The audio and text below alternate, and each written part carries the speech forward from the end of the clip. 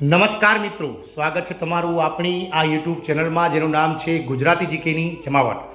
તો મિત્રો, આજના આંગણવાડી સમાચારમાં આપણે ફરીથી એકવાર ઉપલબ્ધ છીએ. જાણીશું કે આ રાજ્ય સરકાર દ્વારા આ રાજ્યમાં જે 4 લાખ 4.5 લાખ કરતાં વધારે જે આંગણવાડી કાર્યકર તેડાગર બહેનો જે નોકરી કર્યા છે મિત્રો આંગણવાડી કેન્દ્રોમાં, તેમણે મિત્રો ગતરોજ રાજ્યના નાયબ મુખ્યમંત્રીને આવેદનપત્ર સુપરત કરાયું છે. મિત્રો, ઘણા લાંબા સમયથી એટલે કે છેલ્લા 2 દાયકાથી આ આંગણવાડી કર્મચારીઓ પોતાની મુખ્ય માંગણીઓ જેવી કે માનદ વેતનમાં વધારો, સમયમાં ફેરફાર તેમજ મિત્રો ICDS સિવાયના જે કામો છે તે ના કરવા, PF ESICનો લાભ આપવો વગેરે જેવી જે મિત્રો અઢળક 20 જેટલી મુખ્ય માંગણીઓ છે તેને લઈ અને અવારનવાર સરકાર સામે મિત્રો ઘર્ષણમાં આ બહેનો ઉતરી આવી છે. પરંતુ સરકાર દ્વારા કોઈપણ જાતની રાવ આ કર્મચારીઓને સાંભળવામાં નથી આવતી. ત્યારે આ રાજ્ય સરકારના 4.5 લાખ આંગણવાડી કર્મચારીઓ દ્વારા નાયબ મુખ્યમંત્રીને આવેદનપત્ર અપાયું હતું. જાણીએ આજના વિડીયોમાં વિગતવાર આજના આંગણવાડી સમાચારમાં કે નાયબ મુખ્યમંત્રીને જે આવેદનપત્ર અપાયું હતું તેમાં શું મુખ્ય મુદ્દત છે.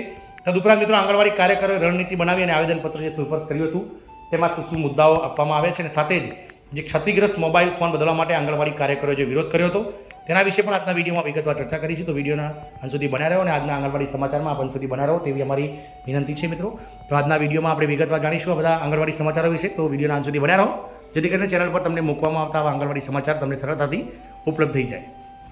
તો ઉત્તર પ્રદેશમાં આંગણવાડી કાર્યકર યુનિયને નાયબ મુખ્યમંત્રીશ્રીને 10 મુદ્દાનું આવેદનપત્ર આપી કાર્યવાહીની માંગ કરી છે. જિલ્લા પ્રમુખ મંગલા પ્રસાદ મિશ્રાએ આપેલા આવેદનપત્રમાં આંગણવાડી કાર્યકરોને અન્ય રાજ્યોની જેમ માનદ વેતન, સમાન પદ, સમાન કામ, સમાન પગારના સિદ્ધાંતનું પાલન કરવા, સરકારી કર્મચારીઓનો દરજ્જો આપવા, મિની આંગણવાડી કાર્યકરોને આંગણવાડી કાર્યકરો જેટલું માનદ વેતન આપવા, તેમને ગ્રેજ્યુટીથી આવરી લઈ લાભ આપવા, નિવૃત્તિ પછી 10 લાખ રૂપિયાની એકંદરે રકમ આપવા, સહાયકોને સામાજિક સુરક્ષા પૂરી પાડવા, વિભાગના ભવનમાં આંગણવાડી કેન્દ્રો ચલાવતા અને જુલાઈ 2024 માટે માનદ વેતન આપવાની માંગ કરી હતી.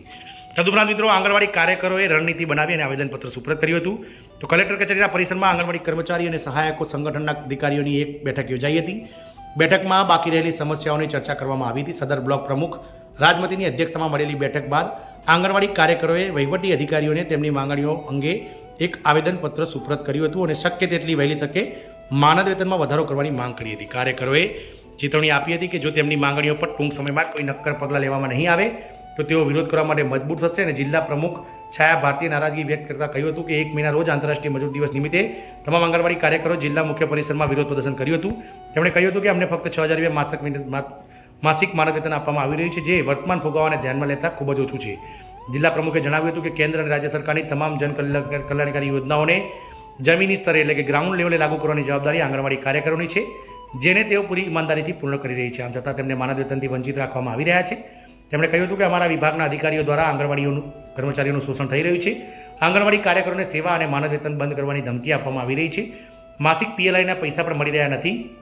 આ દરમિયાન માધુરી, કમલાવતી, પુષ્પા, પ્રેમિલા, વિદ્યાવાંશિની, સોના, સુદ્રન, ગાયત્રી, સંધ્યા, સંગીતા, આરતી, મીરા વગેરે હાજર રહ્યા હતા. તદુપરાંત ક્ષતિગ્રસ્ત મોબાઈલ ફોન બદલવા માટે પણ આંગણવાડી કાર્યકરોએ વિરોધ કર્યો હતો. તો ગત સોમવારે આંગણવાડી કાર્યકરોએ ખરાબ મોબાઈલ ફોન આપવામાં આવી રહ્યા હોવાના આરોપને લગાવીને કાર્યકરોએ CDPO ખાતે વિરોધ દેખાવો કર્યા હતા. બિહાર રાજ્ય આંગણવાડી કર્મચારી સંઘના નેતૃત્વમાં ડઝનબંધ કાર્યકરોએ પ્રદર્શન કર્યું અને કહ્યું કે અગાઉ આપવામાં આવેલા મોબાઈલો ફોન નબળી ગુણવત્તાના હતા. આનાથી કોઈ કામ થઈ રહ્યું નથી. અત્યાર સુધીમાં 90% કર્મચારીઓના મોબાઈલ ફોન ખરાબ થઈ ગયા છે.